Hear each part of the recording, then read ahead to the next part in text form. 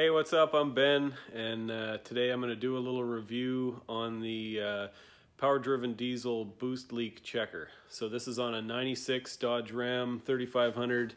I have the power-driven diesel ultimate towing compound kit, and I've had some issues because I have this aftermarket intercooler. This is an AFE Blade Runner GT, and the turbo piping is designed to work with a stock intercooler and possibly some other aftermarket ones, but not this one. So when I went to hook up the main pipe to the intercooler, there was about a 2-inch gap where it just wasn't long enough. So I cut up an old pipe that I had and sort of booger welded it together.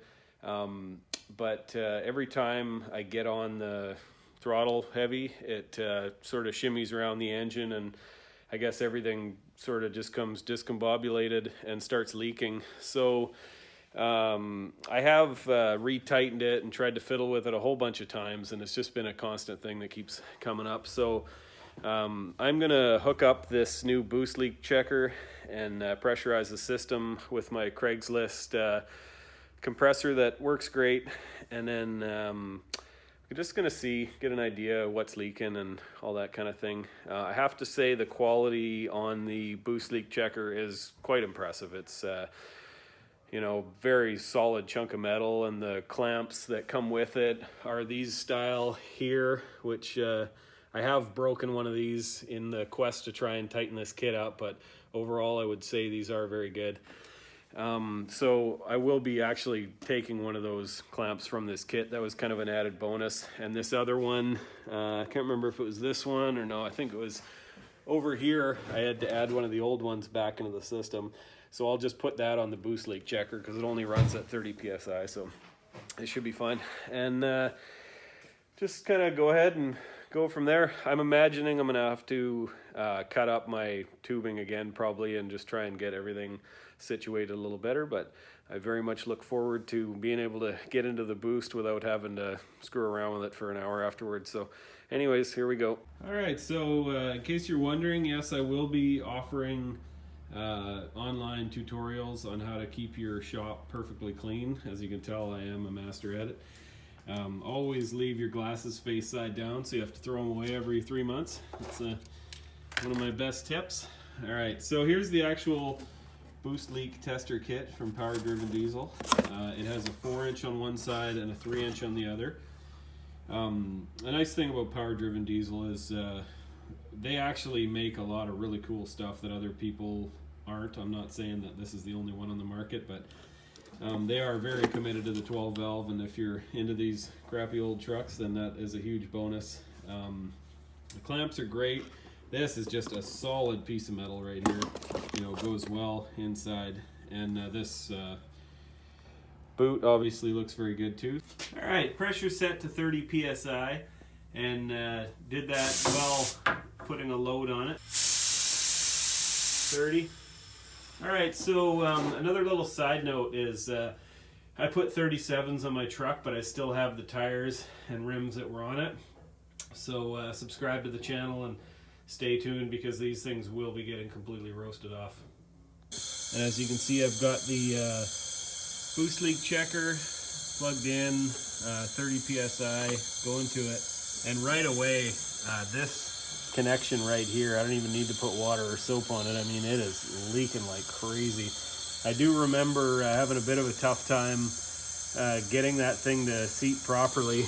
And actually, as I'm looking at it, it does almost look a little crooked. So right there, I might have to horse around reclocking that bottom turbo a little bit. So far, I mean, obviously I'll put some soapy water around these and try and see some bubbles, but so far I'm not seeing anything else super obvious. You guys probably can't see anything under there, so just take my word for it. Now this is the spot over here that I always suspected was quite bad, but I'm actually not noticing anything really there either. And then I'll feel around. I mean, there's probably some stuff in there that might show up with some soap and water, but yeah, surprisingly, it's actually not seeming that bad. So as I'm feeling around, I'm actually noticing on the area where the Banks twin ram connects to the head right here as a very noticeable breeze coming right through there. So I'm not sure if that wasn't tightened down, or I don't really get how that's leaking so bad. I know on several occasions I have noticed a significant loss of power and gone through and tightened up a bunch of clamps all around, and immediately it was cleared up. You get that low idle or that low RPM crispness back where you just look at the throttle and immediately suck back in your seat. But so far all I'm seeing is other stuff, so I don't know. I'm glad I got this thing though. It's been very interesting. One thing I really like about these guys is that they have a good YouTube presence. And with so many different products that I've bolted onto this truck, there have been issues trying to figure out instructions, or you always get to it at the end of the day, but it's just nice when somebody takes a few minutes and just makes a video that can show you how their product is designed to be used. So that's big kudos to Power Driven Diesel for that.